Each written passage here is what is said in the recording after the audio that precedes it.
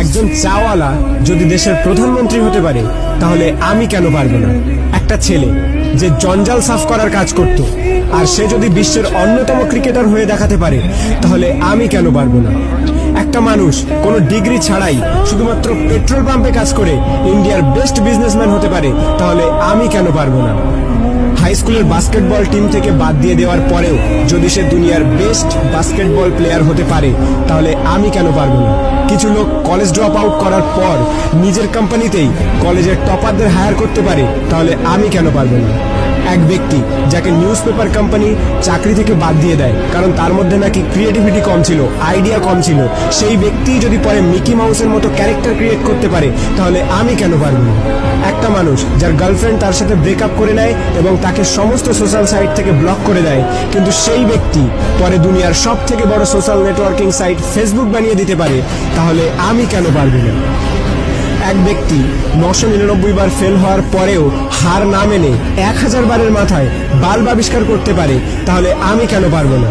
দুবার বিজনেসে ফেল হওয়ার পরে ডিপ্রেশনে গিয়ে পরপর 8 বার ইলেকশনে হেরে গিয়ে 9 বারের মাথায় আমেরিকার প্রেসিডেন্ট হতে পারে তাহলে আমি কেন পারবো না? এক ব্যক্তি যাকে নিজের কোম্পানি থেকে তাড়িয়ে দেওয়ার পরেও যদি অ্যাপেলের মতো কোম্পানি গড়ে তুলতে পারে তাহলে আমি কেন পারবো না?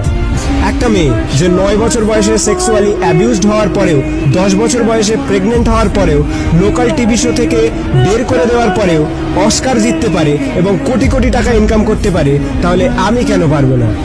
একটা জবলেস মেয়ে যার স্বামী তাকে ডিভোর্স দিয়ে দেয় এবং 3 বছরের বাচ্চাটিকে মানুষ করার দায়িত্ব তার উপরে চলে আসে, ডিপ্রেশনে যাওয়ার পরেও ওয়ার্ল্ডের সব থেকে বিখ্যাত নোভেল সিরিজ অর্থাৎ হ্যারি পটার লিখে ফেলে, যার ফলে সে কোটি কোটি টাকা ইনকাম করছে, তার একদিনের ইনকামে একটি ল্যাম্বরগিনি কেনা যাবে। এক ব্যক্তি যার পুরো বডি প্যারালাইজড, চলাফেরা তো দূরের কথা, নিজের আঙুল পর্যন্ত নাড়াতে পারে না, সে যদি ওয়ার্ল্ডের one of the best scientist হতে পারে তাহলে আমি কেন পারবো না?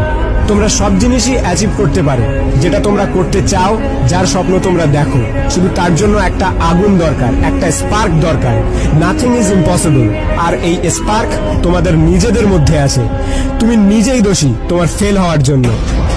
এখন তুমি যেখানে আছো সেটা তোমার অতীতের কর্মের ফল, এবং কাল তুমি কোথায় পৌঁছাবে সেটা তোমার আজকের কর্মের ফল হবে।